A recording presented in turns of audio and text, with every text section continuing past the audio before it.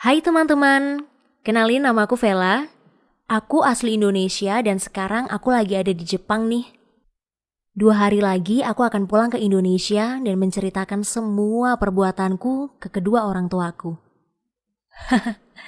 Pria yang di sebelahku ini bukan suamiku. Pacar?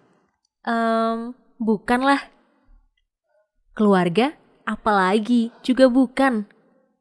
Dia juga bukan bosku.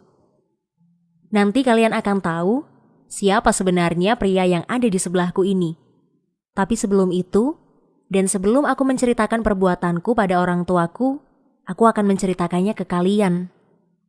Mungkin aku akan mulai dari satu hal yang membuatku akhirnya nekat melakukan hal yang paling memalukan. Bulu tangkis. Iya, semuanya berawal dari hobiku yang suka banget berolahraga, terutama bulu tangkis.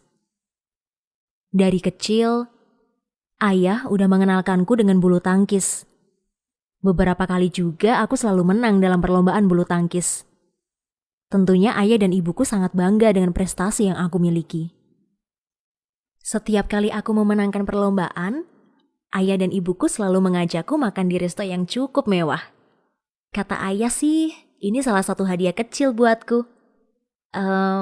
Mungkin menurut ayah itu kecil, tapi menurutku itu hadiah yang sangat besar dan tidak akan bisa dikalahkan dengan bentuk apapun.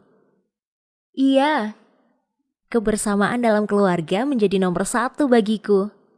Selain itu, aku juga bersyukur karena sudah dilahirkan dari keluarga yang bukan kaya raya sih, tapi selama ini kami serba kecukupan. Aku sangat beruntung akan hal itu. Rasanya waktu itu aku sangat bahagia. Tidak pernah kekurangan apapun, mulai dari kebutuhan ekonomi, kasih sayang orang tua, dan juga karirku sebagai pemain bulu tangkis. Sampai saat itu, saat aku berumur 18 tahun, aku mengalami kecelakaan. Dan akibat kecelakaan itu, kehidupanku berubah drastis.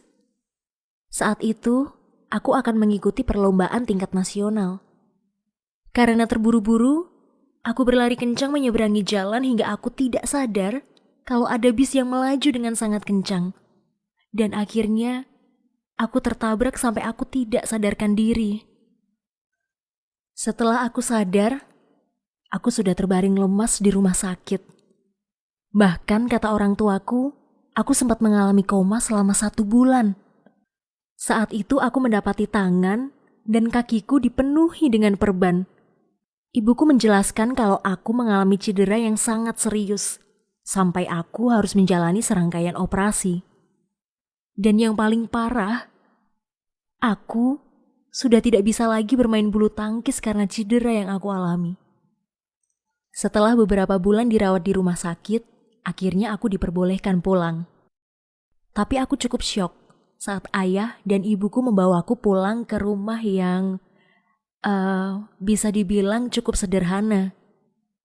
Rupanya, selama aku sakit dan harus operasi dan berbagai perawatan lainnya, dan membutuhkan uang yang banyak, itulah kenapa sekarang kita tinggal di rumah yang sederhana. Dulu aku hidup dengan serba kecukupan, sekarang aku harus hidup dengan serba kekurangan. Dan itu semua gara-gara aku. Sampai suatu hari, tiba-tiba rumah kami kedatangan tamu. Mereka semua terlihat seperti preman dan menyeramkan. Saat itu aku tidak berani mendekat, ayahkulah yang menerima mereka. Tapi saat aku lihat dari kejauhan, tiba-tiba preman itu memukuli ayahku. Dan samar-samar aku mendengar, kalau sampai kamu tidak segera bayar hutangmu, aku akan bawa putrimu ikut bersamaku. Hah? Hutang? Hutang apa lagi pikirku? Dan saat ayah mulai menjelaskan padaku, aku sangat syok. Ternyata hutang itu sebagian besar untuk biaya perawatanku selama di rumah sakit. Memang, saat ini aku sudah bekerja. Tapi pekerjaanku tidak akan bisa dan tidak akan cukup untuk membayar semua hutang-hutang itu. Aku membutuhkan uang sebanyak 800 juta. Sedangkan aku hanya bekerja sebagai pembersih lapangan bulu tangkis. Andai saja waktu itu aku lebih berhati-hati, pasti semua ini tidak akan terjadi. Andai saja aku masih bisa bermain bulu tangkis, pasti aku bisa sangat mudah mendapatkan uang. Alih-alih memikirkan penyesalan keteledoranku, sepulang kerja, aku sengaja mampir ke warnet untuk mencari-cari lowongan pekerjaan melalui internet. Pikirku, mungkin saja ada pekerjaan yang lebih cocok denganku dan bisa menghasilkan uang lebih besar dari pekerjaan yang sekarang. Saat aku mulai membuka internet, aku tidak sengaja melihat situs lelang keperawanan. Dan tanpa sadar, aku telah membuka situs tersebut dan mulai mempelajarinya. Tapi saat itu aku sama sekali tidak berpikir untuk melelang keperawananku.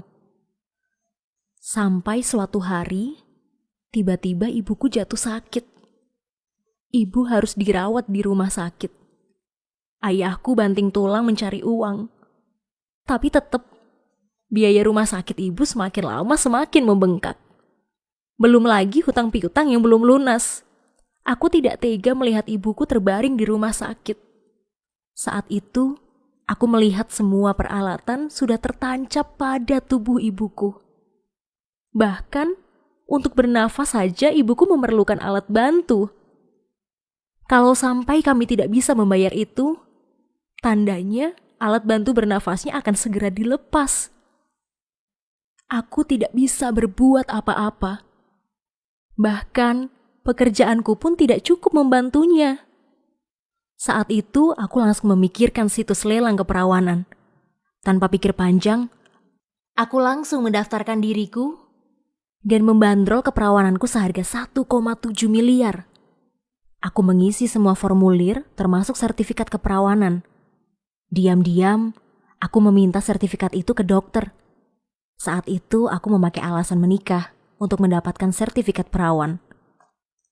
Setelah beberapa hari mendaftar, aku mendapat informasi bahwa keperawananku sudah ada yang menawar dengan harga jauh dari yang aku tawarkan. Ada 3 penawar dengan harga tertinggi. Pertama, seorang politisi Jepang. Dia menawar seharga 19 miliar. Kedua, seorang pengusaha dari Hong Kong. Dan yang ketiga, aktor ternama dari Mumbai. Tentu saja, penawar tertinggi yaitu politisi Jepang. Saat mengetahui harga lelangnya, seketika itu juga aku langsung mengiyakan tawaran itu. Sehari setelah itu, aku langsung berangkat ke Jepang untuk menemui orang yang sudah membeli keperawananku. Kita sebut saja klien. Semua proses keberangkatan sampai biaya keberangkatan ataupun hidup selama di Jepang, semuanya sudah ditanggung oleh klienku. Tapi, aku harus meninggalkan ibuku yang terbaring lemah di rumah sakit. Awalnya sih, ayahku tidak mengizinkanku, meskipun aku telah berbohong bahwa keberangkatanku ke Jepang adalah untuk bekerja. Tapi setelah aku menjelaskan banyak hal termasuk kesehatan ibuku, akhirnya ayahku mengizinkan. Di Jepang, kehidupanku berubah secara drastis. Hari-hariku di Jepang hanya menemani klienku. Rumah, makan, dan biaya hidup yang lainnya sudah ditanggung olehnya. Termasuk biaya rumah sakit ibuku dan juga hutang piutang keluargaku. Tapi tentu saja, itu termasuk bayaran dari 19 miliar. Iya, semua kemewahan yang diberikan itu adalah milikku. Sekarang aku sudah hampir seminggu di Jepang. Dan 2 hari lagi, aku akan pulang ke Indonesia.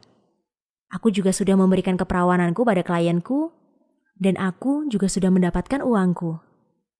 Sesampainya di negaraku, aku langsung menuju rumah sakit. Aku sangat bersyukur dengan keadaan ibuku yang mulai membaik. Hutang piutang serta biaya rumah sakit ibuku sudah terbayarkan semua. Tentu saja orang tuaku bertanya-tanya, dari mana sih aku mendapatkan uang itu? Sambil menangis, aku mulai menjelaskan semuanya pada orang tuaku. Awalnya mereka marah. Itu pasti.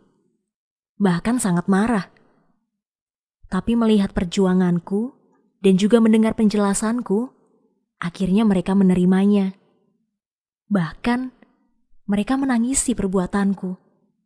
Dan mereka mengucapkan banyak terima kasih kepadaku.